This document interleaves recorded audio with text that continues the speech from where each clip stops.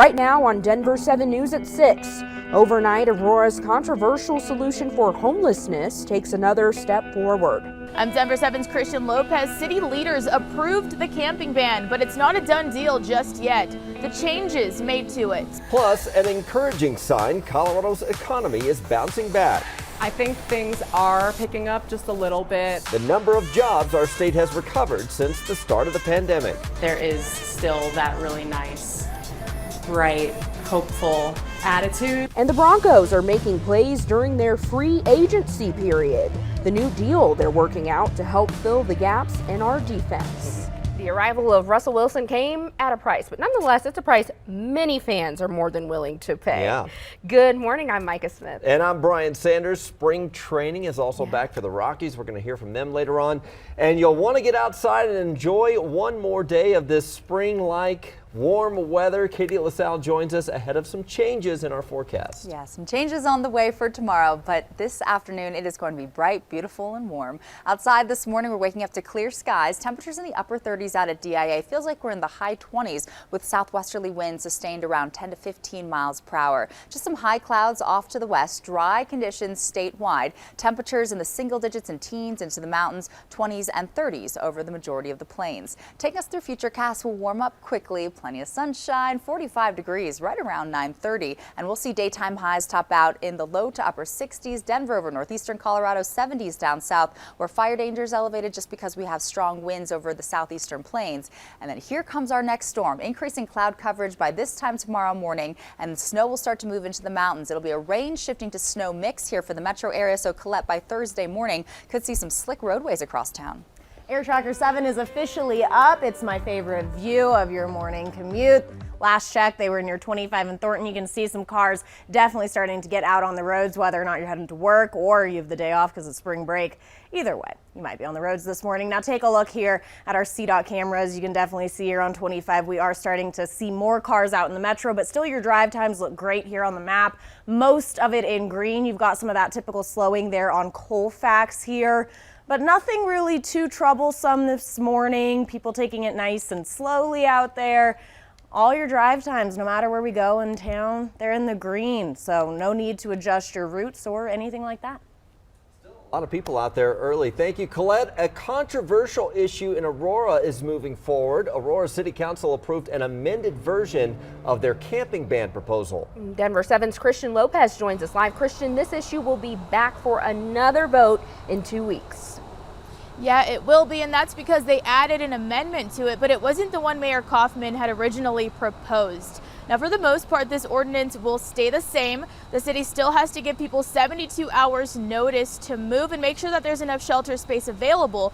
And if people don't comply, they could get a ticket or be arrested. But the mayor was trying to add an amendment clarifying people found to be illegally camping wouldn't receive a court summons or be convicted.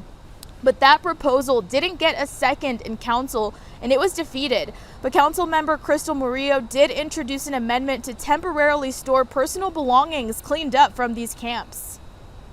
We are taking away everything that people have in this world with this ordinance. How dare we not even provide an opportunity to store that safely for people? How dare we? This is everything that people own. Amendment directs city manager to come up with a plan for storage, and the earliest that this ordinance could come back to city council is 2 weeks from now, and if it passes then it would take effect 30 days later, so as early as April 30th. I'm Christian Lopez, Denver 7. Thank you, Christian. Overnight, Ukraine's capital announced a 35-hour curfew. Residents will be prohibited from leaving their homes without special permits starting here in about 7 hours. At least 4 residential buildings across Kyiv were hit by strikes overnight. And we have video showing a rocket crashing into the city street there that killed 1 person, injured 6 others. And new this morning, the UN says more than 3 million people have fled Ukraine since the invasion. Tomorrow, the International Court of Justice will issue a ruling on claims that Russia is committing genocide. Russia did not show up for hearings on the case last week, which Ukrainian officials said speaks loudly about their actions in the war. Meanwhile, Colorado is helping Ukraine any way it can. The state collected more than 1,000 pieces of body armor. The donations were from more than 25 Colorado law enforcement agencies. The state is working with partners to deliver those donations to Ukrainians defending their country. Caught on video, a 24-year-old is arrested and accused of assaulting an RTD security officer. RTD says it began when the officer asked Shannon Hamilton for his ticket Saturday morning. Eventually, the train came to a stop and Denver police helped detain the suspect. We're grateful for people who called 911. We do ask our customers to be kind of our boots on the ground, our eyes when they're out there. At one point during the arrest, a gun appeared on the ground. You can see it there. Denver police say it was an airsoft gun that belongs to Hamilton. He's charged with trespassing, disturbing the peace, and assault. Heart-stopping video shows the moment a car crashed into the back of a Fort Collins police cruiser. The cruiser was parked on the side of the road. The car came inches away from hitting the officer standing nearby. This happened last month, but police just released it as a warning about reckless driving. Well, we are finally starting to see a return to some pre-pandemic normalcy. More places and events are dropping their COVID safety precautions, and now we're learning just how well Colorado's economy is rebounding. Denver 7's Veronica Acosta joins us live this morning because, Veronica, Colorado has recovered almost all the jobs it lost when the pandemic hit. And most of the jobs we lost in those first 2 months of the pandemic, get this, they're now back. At least that's what state economists are saying. And they say this is a really great rebound for the state of Colorado. They expect the next job report, which actually comes out in about 10 days or so, to show that we've recovered 100% of the losses. Now, one thing that's not back to those pre-pandemic levels, that's unemployment. Then the other challenge that a lot of businesses are facing right now is the supply chain issues that we've heard so much about. Bandit Oak Brewing, that's a small brewery here in Denver, they're definitely feeling that pinch. Those supply chain issues forcing them to actually go ahead and boost up the price of their beers. We're small, we don't distribute, so it's very transparent what we are able to create at what cost, and then we do have to pass some of that on. And it's been happening for a while before we had to increase costs on the menu, so it just kind of got to a point where it's like, okay, this is going to affect the way we run it. So if you're wondering about those menu increases, Bandit Oak Brewing says they've had to bump up their beer prices about 50 cents or so because raw materials are just so expensive right now. And again, those supply chain issues. As for the economy and those jobs, economists say they expect our employment to be at 3% sometime this year. We're in Denver this morning. I'm Veronica Acosta, Denver 7. All right, thank you, Veronica. We have more good news, too. A lot of local industries seem to be bouncing back to pre-pandemic operations. Theater goers in Denver will soon no longer have to show proof of a negative COVID test or wear a mask inside. The Colorado Symphony, Opera Colorado, Colorado Ballet, and the Denver Center for Performing Arts announced they will lift requirements at the end of the month.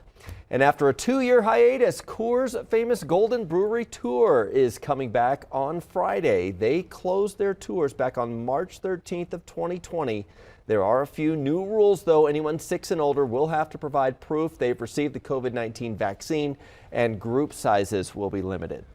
Well, if you're looking for a job in the hospitality industry, Vail Resorts announced plans to increase the starting wage for employees next season. According to Summit Daily, the starting wage will be $20 an hour for employees at all of its U.S. resorts. This includes Breckenridge and Keystone. The two resorts currently have a $15 an hour minimum wage.